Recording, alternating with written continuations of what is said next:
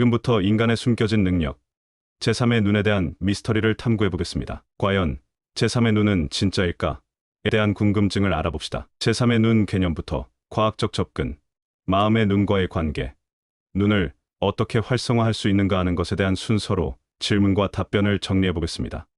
첫 번째 질문, 제3의 눈이란 정확히 무엇인가요? 제3의 눈은 단순한 신체 기관이 아닙니다. 이는 눈에 보이지 않는 직관의 감각, 혹은 추감각적, 지각과 연결된 개념입니다. 고대 문명에서는 영적 통찰, 예지력, 투시력을 담당하는 신비로운 기관으로 여겨졌죠. 현대 연구에서는 뇌 중앙에 위치한 송과선과 연관이 깊다고 보고 있습니다. 두 번째 질문, 고대 문명에서도 제3의 눈 개념이 있었나요? 네, 그렇습니다. 제3의 눈 개념은 수천 년 전부터 존재했습니다. 힌두교에서는 아즈나 차크라라고 불리며 이마 중앙에 위치한 직관과 영적 통찰의 중심으로 여겨집니다. 이집트 문명에서는 호루스의 눈은 신성한 보호와 지혜를 상징하며 인간이 보지 못하는 것을 볼 수 있는 힘을 의미합니다. 불교에서도 천안통이라는 개념이 있으며 깊은 수행을 통해 보이지 않는 세계를 인식하는 능력을 얻는다고 합니다. 서양의 철학자 데카르트는 송과선을 영혼의 좌석이라고 부르며 인간의 의식과 연결된다고 주장했습니다.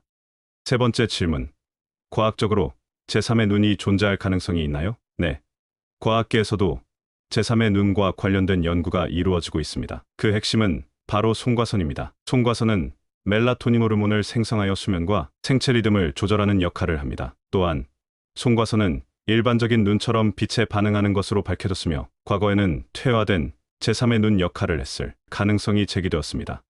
형광성 물질 연구도 있습니다. 2019년 미국 UNC 연구팀은 송과선에서 자체적으로 빛을 발산할 수 있는 형광성 물질이 존재한다는 연구 결과를 발표했습니다. 이 발견은 송과선이 단순한 호르몬 분비 기관이 아니라 빛과 관련된 특별한 기능을 할 가능성을 시사합니다. 또한 송과선은 환각물질인 DMT를 생산한다고도 합니다. 일부 연구에서는 송과선이 DMT, 즉 디메틸트립타민을 생성할 수 있다고 추정합니다. DMT는 강력한 환각물질로 뇌가 비정상적인 상태에서 초월적 경험, 영적 각성을 할 때 연관이 있다는 주장도 있습니다. 결론적으로는 과학적으로 완전히 입증된 것은 아니지만 송과선이 단순한 생체 리듬 조절을 넘어 제3의 눈 역할을 할 가능성은 계속 연구되고 있습니다. 네 번째 질문, 그렇다면 마음의 눈과 제3의 눈은 같은 개념인가요? 정답은 다르다입니다. 이 둘은 서로 다른 개념입니다. 제3의 눈과 미음의 눈을 비교해 보겠습니다. 개념적으로 제3의 눈은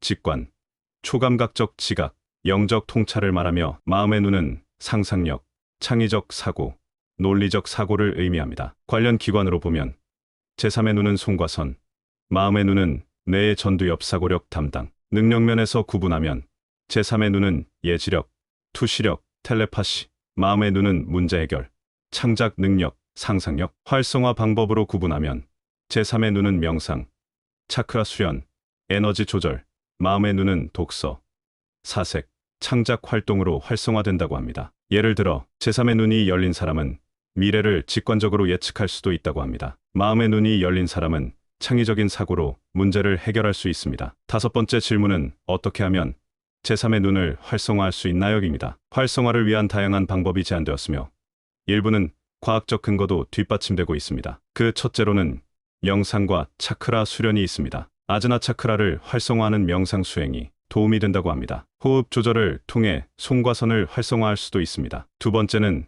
태양과 자연 활용입니다. 송과선은 햇빛과 연관이 있습니다. 낮 동안 적절한 햇빛을 받으면 멜라토닌과 세로토닌 균형이 조절됩니다. 선게이징이라는 기법은 해질녘의 태양을 응시하면서 명상하는 방법으로 송과선을 활성화한다고 합니다. 단, 안전한 방법으로 해야 하겠지요. 세 번째, 특정 식단을 조절하는 방법입니다. 플로라이드가 송과선을 석회화시키는 것으로 알려져 있어 플로라이드가 포함된 식품이나 물을 줄이는 것이 도움이 된다고 합니다. 클로렐라, 스피룰리나 같은 해조류가 송과선의 기능을 강화하는 데 좋다고 합니다. 네 번째, 꿈과 직관 훈련도 필요하다고 합니다. 꿈을 기록하고 분석하는 습관을 들이면 무의식적인 메시지를 더 잘 포착할 수 있습니다. 직관을 활용한 선택 연습, 예를 들면 랜덤한 결과를 예측하는 연습을 통해 감각을 훈련할 수 있습니다.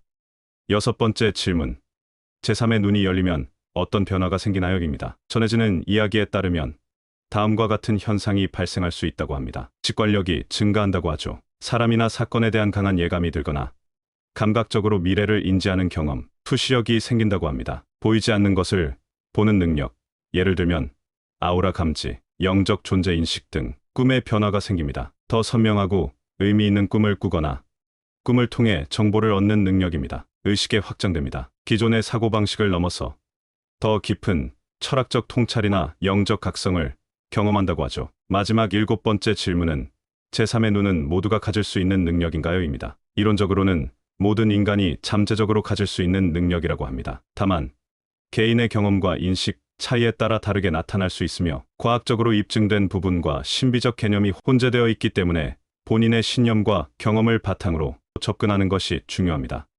이제 어느 정도 궁금증이 해결되셨나요? 제3의 눈은 단순한 미신이 아니라 과학적 연구와 전통적 수행법에서 공통적으로 언급되는 흥미로운 개념입니다. 현대 과학은 아직 이 미스터리를 완전히 풀지 못했지만 인간의 직관과 추감각적 능력에 대한 연구는 계속되고 있습니다. 여러분은 어떻게 생각하시나요? 제3의 눈은 단순한 신화일까요? 아니면 아직 밝혀지지 않은 인간의 숨겨진 능력일까요?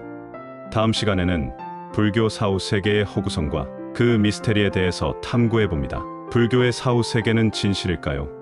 아니면 오랜 세월 동안 이어져 온 철학적 상징일까요?